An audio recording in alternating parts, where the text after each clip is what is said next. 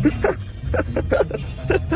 my toe was really bad, but it doesn't, I mean, after, well, it just happened last night at 8 o'clock. And it's like the tile fell right on the nail, smashed the nail to my foot, and then took the nail off. So one of those big tiles that Bob gave us to for the. I'm okay now. Put it down.